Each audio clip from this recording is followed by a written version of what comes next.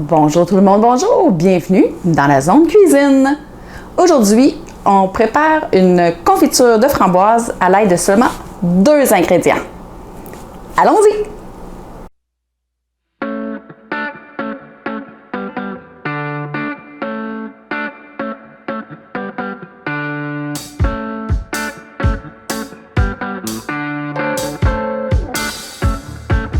Alors voici nos 2 ingrédients très simples, comme c'est une confiture de framboise, 2 tasses de framboise et 2 cuillères à soupe de graines de chia.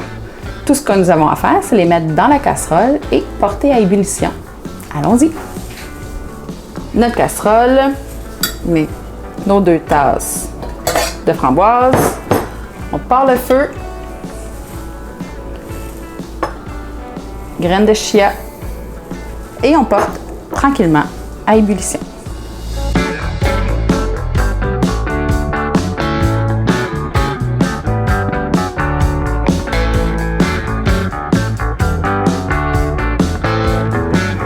On voit que ça commence à chauffer. On peut peut-être baisser un petit peu le feu et continuer à écraser un petit peu puisque ce qu'on veut, c'est une confiture. Donc, pour pas que ça colle, on brasse en écrasant avec la cuillère.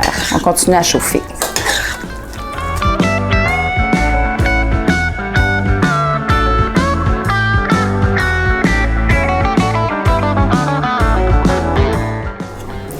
Une fois bien chauffé, on a le choix soit de simplement, je vais fermer le feu, écraser à la fourchette si on veut garder des gros morceaux, ou si on le veut plus lisse, on a simplement à utiliser le pied mélangeur directement dans le chaudron pour l'avoir plus lisse puis défaire les morceaux.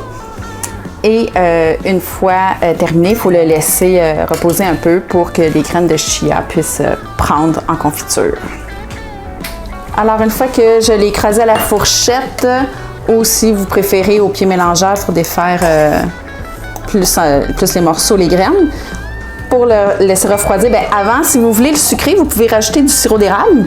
Moi, j'aime mieux pas avoir le moins de sucre possible, donc je ne rajoute pas rien de sucré.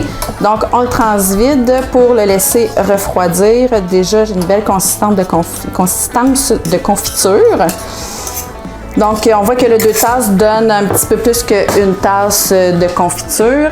Alors, je vais laisser refroidir puisque moi, j'allais faire une autre recette, une recette de muffin déjeuner avec des flocons de quinoa. Si vous voulez, je vous mets le lien en dessous dans les commentaires. Vous pourrez aller voir l'autre recette aussi.